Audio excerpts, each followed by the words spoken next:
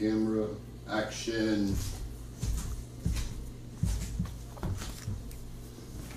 Yeah, welcome back to the Virginia Podcast. Welcome to Virginia Podcast. I'm your boy Jim Cat. My name is Todd, former factory worker turned producer turned back into factory worker.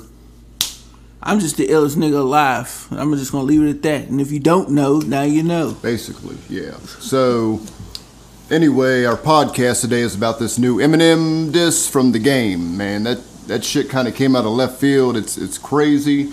So we're gonna kind of debate it today. Well, me personally, I think that The Game is a tremendous artist. I think he's an incredible lyricist, but he really dropped the ball for me when it comes to this diss, because I do not want to hear him rapping like Eminem for 10 minutes. That's just not what's going to get it for me. I think if he would have went in and out of that and kind of poked fun at the way M raps, or just imitated the way he raps periodically through the rhyme, that'd have been cool. But to do it for 10 minutes straight, that was on some real stand shit to me. I ain't like it. See, I don't know. When I listened to it, like, my first thought was like, oh okay, yeah, he's trying something different. He's kind of, basically Jack and M's flow, but all in all, I think it kind of worked for him. I think, like, in the big picture, Eminem, he always uses everything he can against himself, and takes away his opponent's ammunition, what have you. So basically, the way The Game is approaching this is kind of doing the same thing. Like, I'm just curious to see how Eminem is going to respond. Like I told you before, he's going to respond by rapping really fast, and his fans are going to love it and say that he won based on the fact that he just sounds amazing. Mm-hmm. They don't know what he's saying because he's rapping so fast. They don't really care what he's saying. They're just going to determine if he responds, they're going to say, oh, he killed him. Oh my God, Eminem, we fucking love you, dude. Because he's rapping really fast. Well, and that's a whole nother thing about The Game. If you're going to copy M's style, you got to copy all of his styles. And if you can't rap that machine gun shit like he be doing, that rapid fire flow, don't do any of it. True. Especially not for 10 minutes. Because if he was rapping like that for 10 minutes, then I would have been all on it. But that bullshit that he was doing, sounding like a little kid and all that's just dumb as hell to me. I mean, when Eminem comes back at him, he's going to have to try to do something different. He's going to have to get out of his fucking comfort zone. Because if he goes and raps in his own normal style, then, people are going to be like, oh, he's being lazy. The Game kind of, I don't know, I think The Game kind of killed him with that shit. Well, the sad part about it is, it was way harder for The Game to do what he did. Like, for him to be able to take all of that and put it into a 10-minute verse, like, I don't think people understand how creative and how ill you have to be to do that. But I also think it takes away from him as an artist. Yeah. I think it kind of makes him look stupid, like doing. I don't know. For me, he just looks kind of crazy doing that for 10 minutes straight. But to be able to do it is a whole nother level of an artist. And I agree with you what you saying about M having to come back in a way that's creative and out of his comfort zone. But I don't think that's going to be hard for him to do, because he has so many different ways to rhyme, so many different cadences. I just think that he's an overall. They're both top tier lyricists, but his response won't have to be as hard as Game's to win. I don't think so. I mean, Game definitely has him beat on the whole, street cred. Basically being the fucking loose cannon type. You never know what The Game is gonna do, where he's gonna pop up, whatever. And like I was saying a minute ago about their whole fucking lifestyle is being basically an open book now. All the social media, Eminem, he's got to respond like that. He can hop in the recording studio probably today and drop something hot as fuck. If he still has it. He's supposed to have 24 hours. I don't know. The time is ticking, because I think he should be responding by now. I don't know. I give him 3 days. You got at least 3 days. Yeah. Especially depending, you never know where Eminem is even at. He's probably somewhere in Croatia somewhere. Who knows where Eminem is at? So chasing down his mama somewhere. No shit. Like, who knows what the fuck going on with Eminem? Oh, wait, his mom died. Shit. I just think it'll be dope. Well, it's gonna be hard to find her then.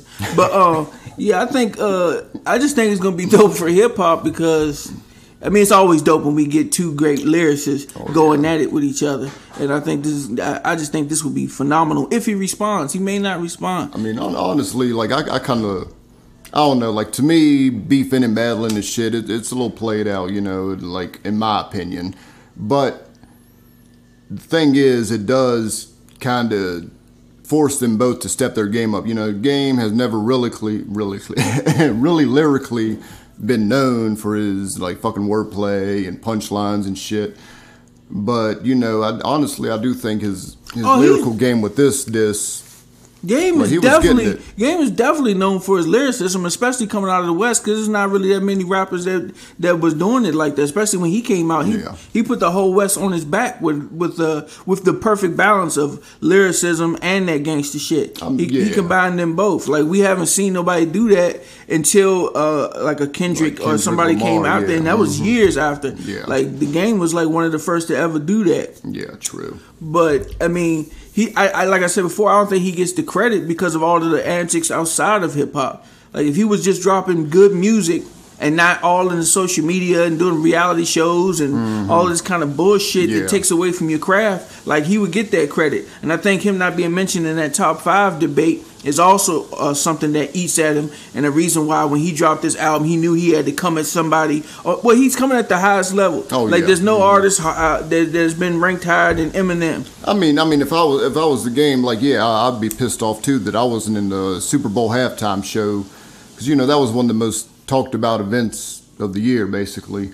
But also, you know, I think he's got to realize that he hasn't really been super relevant as much as those other guys were. I mean, I ain't trying to drop no diss track or anything, but like he's not quite mainstream as they are.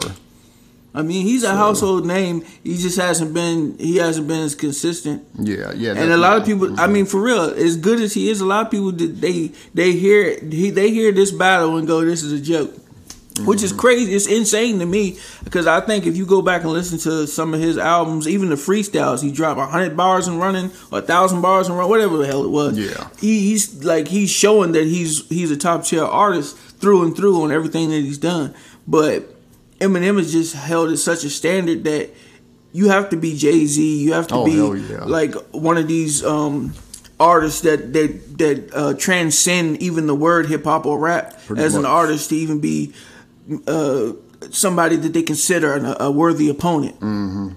But I'm just looking forward to it. I think it's dope. Oh hell yeah! So it's definitely kind of almost reviving both of their careers. Yeah. You know, I still listen to the Game quite frequently when I'm riding around in my old piece of shit white Toyota, you know, with the windows down and embarrassing myself with overly loud music. Me, honestly, I don't listen to neither one of them. I don't listen to none of that shit. Yeah. But when I do, like if I do listen to the Game, like I can acknowledge that he's a dope artist. Oh hell yeah! And when I listen to Eminem, like Stan used to be one of my favorite records. Like I had that like dubbed like 10 times on a cassette tape, and I used to just play it back to back. Hold on, what is this cassette tape you speak of? Oh, it's something that, you know, us old folks used to play our music on. You know what I'm saying? Like, what y'all know about taking a cassette tape that has already been recorded on and stuffing paper down in the little holes and recording over it? Like, this is like speaking Japanese to them young kids. And then if you pull the tape out accidentally, you gotta take a pencil and rewind it back. And, oh my god, I hate it. It's like the equivalent of blowing into a Nintendo game. They don't even know about your favorite CD skipping or none of that shit, because everything is on the internet. And taking some toothpaste and fixing the scratches. Helpful tip. Rubbing alcohol and a lighter. Like, just melt the motherfucker. Yeah, it's melting. But anyway, to switch it up real quick, because I don't want to stay on this Eminem Game battle too much. I'm gonna take it all the way to the left. What do you think about transgenders entering the sports world and going up against other women? Honestly, you know, I've always kind of been like, you know, sort of like libertarian leaning, and that basically is, you know, having the right to the freedoms that you want, as little government as possible, controlling your life, all that shit. Anyway, I think, you know, everybody should be able to live their life how they want. You know, if you want to be, if you're born a male and want to be a female, fuck it, do it. You know, go live your life the way you want. Just don't let it put anybody else in a shitty circumstance. You know, don't let your actions affect other people in a negative way.